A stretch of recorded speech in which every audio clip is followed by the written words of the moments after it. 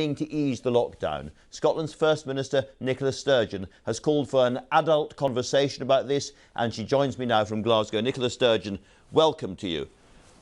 You've been pretty measured about the London government's handling of the crisis so far, but one of your MPs, Stuart Hosey, has been much less measured, and the SNP put out his comments in a press release this week. He said that the government's response had been botched, shambolic, too slow, too late, too chaotic, must get its act together. Is that basically your view as well?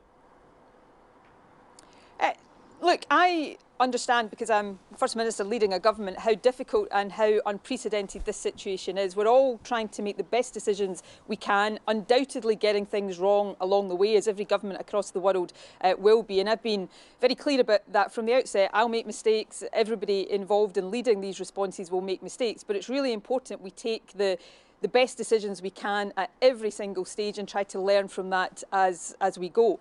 I mean, certainly right now, the measures that are in place are having an effect in suppressing this virus. We see that in the data we publish every day, hospital admissions and intensive care admissions. But it's too early right now to have any confidence that we could lift any of these measures without seeing the virus potentially run out of control again. And I think, firstly, it's important to be honest about that. It's also important to be frank that, you know, at the end of this 3-week period, there's no guarantee that any of these measures can be lifted. But as we do start to ease them, it's not a flick of the switch moment.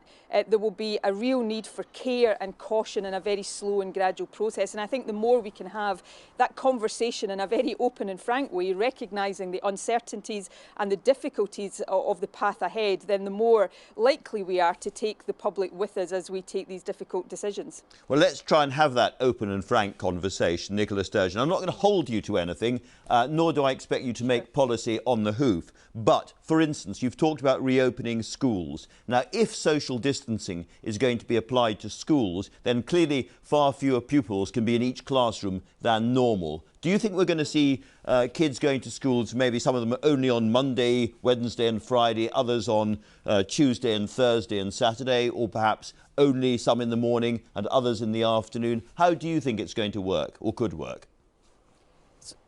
So in general terms, yes, I think arrangements like that may well be what we have to put in place to allow children to start going back to school. Now, again, just let me be very clear, it would not be right or safe to open schools right now, and that may continue to be the case for some time to come. But the point I think everybody is trying to get their head round right now is that as we come out of these very restrictive measures, we're not going to be going back to normality as we knew it. It's what I described, and many others have used this phrase, a new normal that we're looking for, where social distancing will be a fact of life for quite some time to come, and different ways of operating will have to be contemplated. So I've said over the course of the last few days that arrangements just like the ones you've set out there, in whatever form we decide is best there, may well be how we get schools to slowly and in a very phased way come back into operation. And what we need to do as we look at measures like that, but also other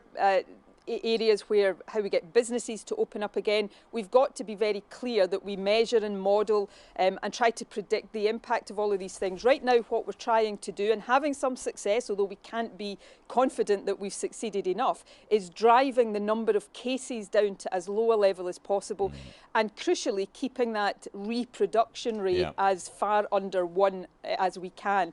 Now, we think we're making progress with that, but we need more data to be confident. And then some of the margins we will be faced with as we start to ease things are very, very fine indeed. So there will be a need for real care and caution, and perhaps on some instances to go back again if we find that things that we have done have allowed the virus to run out of control. Well, let me ask you about something that I think people up and down the country are thinking about, which is grandparents and parents. If they'll forgive me, my parents are not in their absolutely first flush, living outside Dundee. When do you think it's likely that I will be able to go and see my parents? Look, I'm not going to give you a date for that now, Andrew, because it would be irresponsible for me to do so, because I don't yet have the information that gives me the confidence that I can say that with certainty. What I would say is that, you know, one of the most difficult, if not the most difficult aspect of all of this is that need for grandparents to be separated from their grandkids. My own parents are suffering from that right now. grandparents up and down the country are in the same position.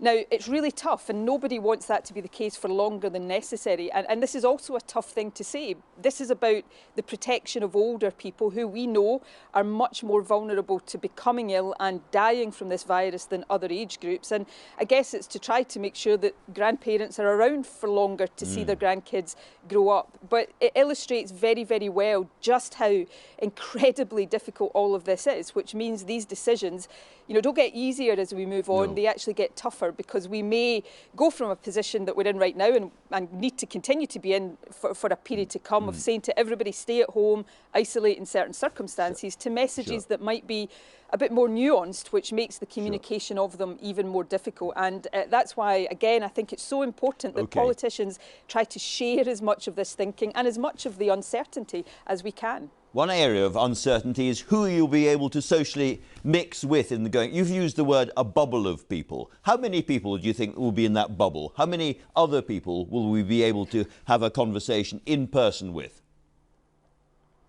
Well, again, I don't know the answer to that right now. This is very strange territory for politicians to say, I don't know. But these are the kind of things that we're looking at. So, for example, we're all in a sense right now being told to stay within our own household bubble. So the advice is clear right now, and this remains the advice: don't mix outside your own household.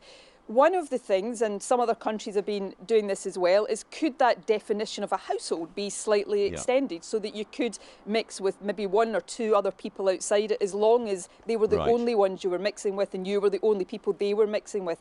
So I'm using these examples to illustrate the kind of work that we're all starting to do. And as soon as we published a quite high-level document on Thursday, over the days and weeks to come, we want to translate that and evolve that into something with harder answers to these questions attached to it. So we've got more detail with timescales and milestones attached. It does look as if Scotland might exit the lockdown in a slightly different way, with different regulations or rules, than England. In those circumstances, I know that you like questions about borders. Do you have the power to close the border if you need to? I don't have the power to close borders, but these are discussions, of course, we want to continue to have with the UK government. And on this question of will Scotland do things differently, not for the sake of it, we won't, only if the evidence and our judgment tells us that that is necessary. Now, that would mean if, and it is an if, I'm not saying that we're likely to get into this territory, if the UK government took decisions that I thought were premature in terms of coming out of the lockdown, then clearly I would want to make sure that Scotland did what I judged was best to protect the population. But the virus doesn't respect borders or boundaries, and people travel freely across different parts of the UK, and that's why I think it has been important, as well as for the simplicity of messages, to have as much consistency across the UK as possible. And I think that's still the starting point, but we all have to take decisions that we judge to be right. It's not political in any way, shape or form. All right, let me talk to you about testing, because originally you said you were going to have 10,000 tests a day by the end of April. Then you downgraded that to 3,500 tests, and you're still below 2,000 tests. Testing is not going well in Scotland, is it? Well, I don't think you're factually correct in the first part of that. 3,500 capacity for tests by the end of April was what we said. Then when the UK government set its 100,000, we said we would seek to make sure that anything they were doing proportionately applied to Scotland as well. We are absolutely on track, not just to meet that capacity, but probably exceed it by the end of April. The challenge now, and progress has been made on this every day, is to make sure that that capacity is being fully utilised. So we had 3 objectives for testing at the outset. We're expanding some of those categories and looking to see how we go beyond that even further. So, for example, working care homes, expanding to different groups of key workers. So that is ongoing. Plus, we're increasingly, as all governments are, looking to how we go to a much more expanded system for a test, trace, isolate approach in the next phase. Right, you mentioned care homes there. 1/3 of Scottish deaths have been in care homes in Scotland. That's a lot more than in England and Wales. Why? Well, look, I don't know what the England and Wales figures are entirely based on. Okay, but I'm not. I think it's for others to suggest. I've read comments that suggest that perhaps there is an underestimate in the rest of the UK, but I can't say that for sure. What I do know is that if you look at the emerging evidence from other countries, and there's been some work published on this in recent days, then in many other countries the percentage of deaths in care homes are much more in line with what the figures in Scotland are showing. In fact, even higher. Some countries it would be 40 to 50%. Now, Scotland's data that we are publishing, we're publishing data that is more up to date than other parts of the UK, and I think more granular in many respects. But we're also, more importantly, taking a whole host of actions to try to prevent and control infections in care homes. Let me read you one other explanation which came from the GMB Scotland Union, reported in the Scotsman newspaper on Thursday. They said social care workers had to wait until 5 weeks after the first COVID-19 infection in Scotland to receive clear and unambiguous guidelines on PPE, and many still do not have the proper PPE to do their job safely. More than 2 months after the first infection, there is still no robust testing programme for workers to help mitigate virus spread, sustain services and save lives. I say to you again, something is going wrong. Look, I would challenge some of that, although we talk to the GMB and others on an ongoing basis, because I believe the responsibility on me and government is to respond to any concerns and try to address them along the way, which is what we have been doing. There's been clear guidance in place for the management of infection in care homes for some time now. And remember, care home providers are in the prime position here to make sure that they're protecting their staff and their residents with the support of government. We've been working to make sure not only that we have the supplies of PPE, but they're getting to where they're needed. We've put new supply distribution routes in place. We now have been delivering PPE direct to care homes as well as through local hubs. So this is work that is evolving on an ongoing basis, because the responsibility to make sure health and care workers are protected is one of the most important that any government bears right now.